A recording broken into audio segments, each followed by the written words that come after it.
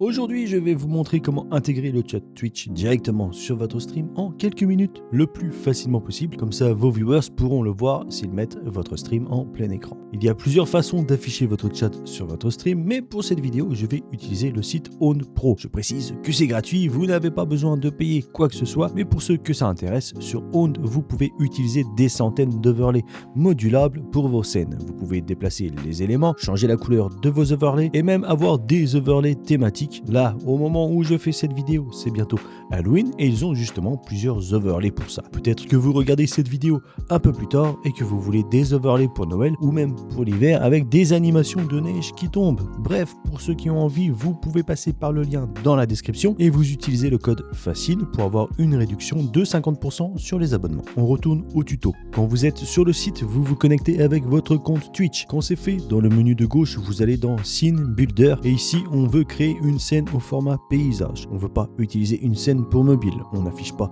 notre chat sur un stream vertical. On va créer une scène simple avec rien du tout dedans. On ajoutera seulement notre chat et ensuite on mettra cette scène sur OBS. Ce cadre-là, c'est l'équivalent de votre Canva sur OBS. On va dans Add Widget. Ici, on clique sur Live et on ajoute notre chatbox. Vous cliquez dessus pour avoir plein d'options pour modifier l'aspect visuel du chat. La première chose qu'on fait, c'est de cocher ici Test Mode pour avoir un aperçu en direct de l'apparence et du comportement du chat. Ici, vous avez 4 thèmes différents. Vous mettez celui qui vous convient. Je vous explique rapidement les options. Afficher les badges d'abonnés, de VIP et tout le bordel. Afficher les images de profil, cacher les messages anciens et ici, vous ajustez la durée. Cacher les commandes du chat, c'est bien pour éviter d'afficher les messages de votre bot. Afficher l'icône de la plateforme du chatter, c'est seulement si vous faites du multi-streaming. La première case couleur, c'est pour changer la couleur du nom. La seconde couleur, ça va dépendre du thème que vous utilisez. Là, si je change de thème, la deuxième couleur correspond à la couleur du fond. Toute la partie là, c'est pour afficher les émotes qui sont en dehors de Twitch. Donc, si vous ou vos spectateurs utilisez les extensions 7TV,